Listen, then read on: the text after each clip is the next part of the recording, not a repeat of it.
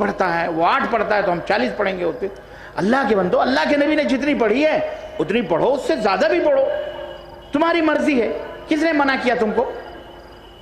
تو یہ ہٹ دھرمیاں نہ کرو، آپس میں محبت پیدا کرو، عقیدہ پہلے صحیح کرو. ورنہ سنو، عقیدہ کہیں گڑبڑ ہے تو بیٹا 20 نہیں، زندگی بھر کھڑے رہو، اور اپنی مسجد میں نہیں، خانہ کعبہ میں جاؤ. اللہ کی قسم منہ پہ مار دے گا اللہ تعالیٰ. سب سے پہلے عقیدہ، من ربک، من، یہیں سے عقیدہ. عمل نماز روزہ تمہارا بعد میں، پہلے یہیں.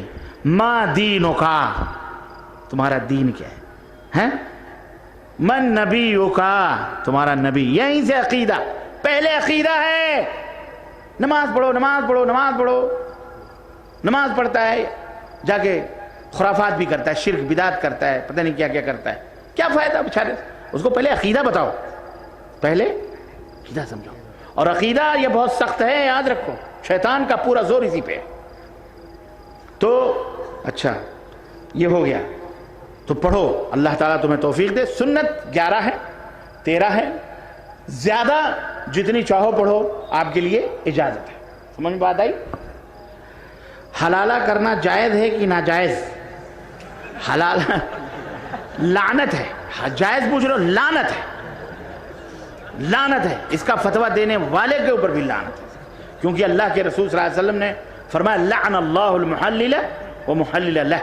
حلالہ کرنے والی، حلالہ کرنے والے دونوں کے اوپر لعنت. یہ کرائے کا سانڈ ہوتا ہے. یہ کرائے کا کون ہوتا ہے؟ سانڈ. 1 رات 2 رات کے لیے اعوذ باللہ استغفر اللہ. پاک باز عورتیں کبھی یہ حرکت نہیں کروا سکتی انشاءاللہ. ہاں، اور الحمدللہ ہمارے یہاں اتنی کثرت سے طلاق بھی نہیں ہوتے. یہ طلاق ہوتے بھی ہیں اگر، تو چلو ایک پہ ہو جاتا، معاملہ سیٹل ہو جاتا ہے. وہاں تو فوراً خلاص، تینوں 303 گولیاں نکل گئیں، ٹائیں ٹائیں ٹائیں، ختم. بیچاری وہ رونا دھونا شروع کرتی ہے. رو دھو مت، صبر کرو. اور اگر کوئی حلالہ کرے، بولے پہلے تو کروا حلالہ، میں نے تھوڑی غلطی کری، طلاق تو دیا تو تو کروا. اب تجھے جب درد ہو رہا ہے تو تو کروا حلالہ. اب دیکھو اس کو کیسے حلالہ کرواتا ہے، پتہ چلے گا اس کا. ہاں مولانا، ایک سوال ہے کہ تبلیغی جماعت گھروں پر آ کر کہتے ہیں آدمی کی بات تھوڑی سن لو، لڑکیاں ان کی باتوں کو سننا جائے، تو کیا ان کی باتوں کو سنا جائے، یا پھر کہتے ہیں کہ مسجد میں تھوڑی دیر تشریف رکھو. بھائی یہ پوری تفصیلات ہیں، یہاں آپ یہاں کے مولانا سے پوچھ لیں، ہے نا. ایک ہاتھ سے مصافحہ کرنا کیسا ہے اور دونوں ہاتھ سے مصافحہ کرنا کیسا ہے؟ تو ہو گیا نا دونوں ہاتھ، یہ ایک ہاتھ، یہ ایک ہاتھ، دونوں ہو گئے. یہ سب لفڑے جو ہے نا، یہ مولویوں نے، بولو عقیدہ صحیح کرو. ایسا مولوی جو لفڑا کرے، بولے پہلے تو عقیدہ صحیح کر، پیدا تیرا ڈھیلا ہے، صحیح کر، پہلے بنیاد صحیح کر، ان مسئلوں میں نہ الجھو، یہ اس سے خطرناک مسائل میں الجھے ہوئے ہیں. پہلے عقیدہ صحیح کراؤ، انشاءاللہ اس کا سب پورا صحیح ہو جائے گا. بنیاد نہیں صحیح ہے، اسی لیے دیواریں ٹیڑھی میڑھی ادھر ادھر جا رہی ہیں. جی، ہم اہل حدیث کب سے ہیں؟ واو، جب سے حدیث ہے تب سے اہل حدیث ہیں. یہ بھی کوئی سوال ہے؟ الحمدللہ ثم الحمدللہ. صحابہ اہل حدیث، ہمارے ائمہ اہل حدیث، تابعین اہل حدیث، امام ابو حنیفہ، امام شافعی، امام احمد بن حنبل، امام مالک، سارے اہل الحدیث تھے. الحمدللہ ہم انہی کی روحانی اولاد ہیں. الحمدللہ مانو نہ مانو، جانے جہاں اختیار ہے، زبردستی ہم نہیں کرتے، ہے نا، کوئی بات نہیں. لیکن اہل الحدیث الحمدللہ اسی زمانے سے ہیں، ہے نا. احناف کا کہنا ہے کہ ہم اکثریت میں زیادہ ہیں، ہم حق پر ہیں. اللہ آپ کو حق پہ لائے، اللہ آپ کو حق کی توفیق عطا فرمائے. احناف ہوں، شوافع ہوں، مالکی، کوئی بھی ہوں، اللہ تعالی ہم سب کو قرآن و حدیث پہ جمع فرمائے. آمین. احناف لوگ اہل حدیث کو یہودی کہتے ہیں. اللہ تعالیٰ انہیں ہدایت عطا فرمائے. اللہ تعالیٰ انہیں ہدایت عطا فرمائے. ہم یہودی نہیں ہیں، نہ ہم نصرانی ہیں. ہم اللہ اور اس کے رسول کا کلمہ پڑھتے ہیں اور ان کی پیروی کرتے ہیں، بس.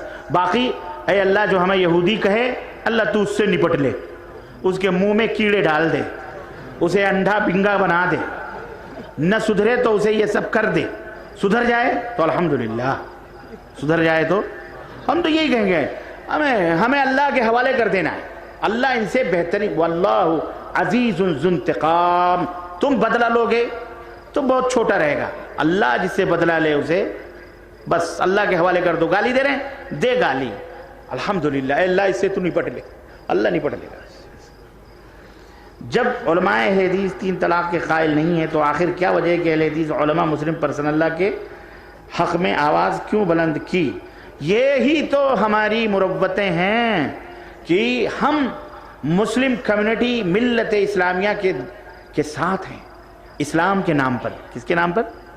ہاں، ہم نے ہمیشہ رواداری کی ہے اور آج بھی یہ رواداریاں ہمارے ساتھ ہیں اور ہم مسلم پرسن اللہ کے ساتھ ہیں الحمدللہ، اور رہیں گے، اور انشاءاللہ رہیں گے، اور ان کو حق کی تلقین کرتے رہیں گے انشاءاللہ تعالی، اور ان میں بھی اچھے لوگ ہیں، سمجھدار ہیں، سمجھ رہے ہیں، انشاءاللہ تعالی اصلاح ہوگی۔ لیکن ہم مسلمان ہیں، بس ہم اس میں تیسرے کو انگلی کرنے نہیں دیں، وہ بھی ہمارا مسلمان بھائی ہے، وہ بھی ہمارا مسلمان، سب مسلمان، تم ہمیں اسلام کے نام پر پھینٹنا چاہتے ہو، ہم ساتھ ہیں انشاءاللہ تعالی، ہمارے علماء ساتھ ہیں مسلم پرسن اللہ کے ساتھ، پورا اہل حدیث جمعیت ساتھ ہے، سب ساتھ انشاءاللہ ہم رہیں گے، ہم منافق نہیں ہیں، نہ دھوکے باز ہیں انشاءاللہ تعالی، نہ ہم دھوکہ دیں گے، قرآن و سنت کا جھنڈا ہم بلند کرتے رہیں گے۔ ہم تو کہتے ہیں ہماری مسجدوں میں آؤ، ہمیں بھی اپنی مسجدوں میں جانے دو، خواہ مخواہ دروازے بند کر رہے ہو ہیں، خواہ مخواہ دے دو مصلی، دے دو ممبر، آؤ ہمارے ہاں بھی، ہم تمہیں اپنا ممبر دیتے ہیں جی،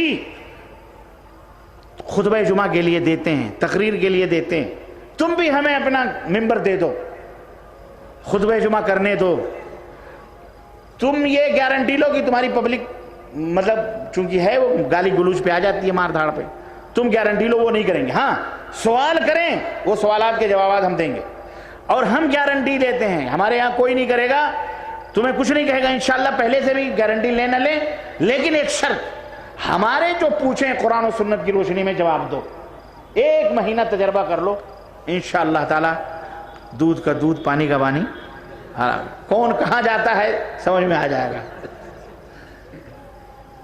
تو یہ ہماری رواداریاں ہیں، ہے نا، ہم جھک کے مل رہے ہیں، تو کمزور مت سمجھ، پھلدار شاخ ہو تو لچکتی ضرور ہے، ہمارے اندر لچک ہے، ہمارے اسلاف کے ہاں لچک تھی۔ امام احمد بن حنبل رحمۃ اللہ علیہ نے 3 بادشاہوں کا ظلم سہا، لوگ آئے، انہوں نے کہا بادشاہ کے خلاف آواز بلند کریں، پوری قوم آپ کے پیچھے ہے، کہا ظالم تم نے سنا نہیں کہ اللہ کے نبی نے فرمایا جب تک نماز کا حکم دیتا ہے تب تک اس کے خلاف بغاوت کا جھنڈا بلند نہ کرو، کچھ بھی ہو جائے ہم حاکم کے ساتھ ہیں۔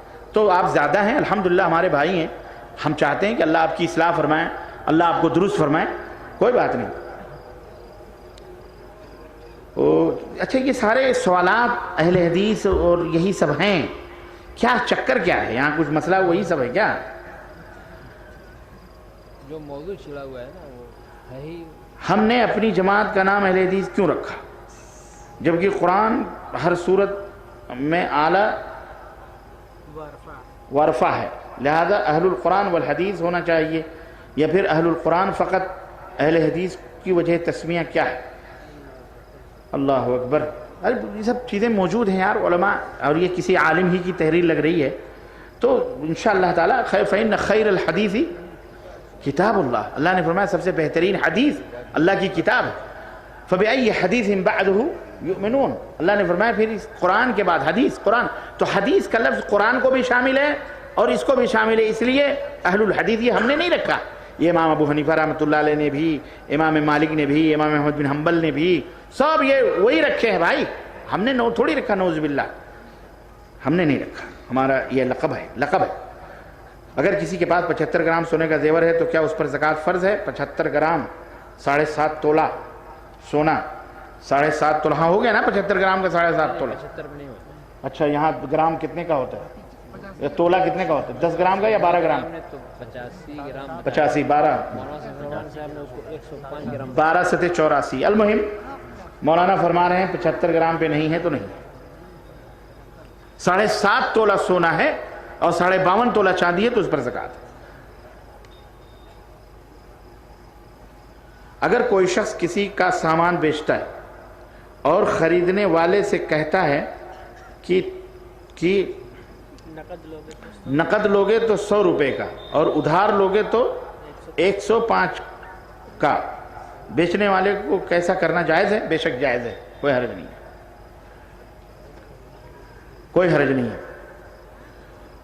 اگر کوئی شخص موزہ پہنے ہوئے ہو تو کیا ایسا شخص لنگی پاجامہ یا پیٹ ٹخنے کا لٹکا سکتا ہے کہ نہیں، اس حال میں کہ اس کا ٹخنا خف پہننے کی وجہ سے پہلے ہی سے ڈھک گیا ہے؟ واہ بھائی واہ، سمجھے سوال؟ سمجھے کہ نہیں سمجھے؟ موزہ پہن لیا ہے، اب یہاں تک تو شوق سے موزہ ہے اس کا، اب وہ کہہ رہا ہے اب پاجامہ لنگی کیا ٹخنے کے نیچے پینٹ وغیرہ لٹکا سکتے ہیں؟ کیونکہ ایڑی تو پہلے ہی ڈھک گئی ہے، اب ڈھکے گی تو کیا فلسفے ہیں. لعنت اللہ علی الشیطان.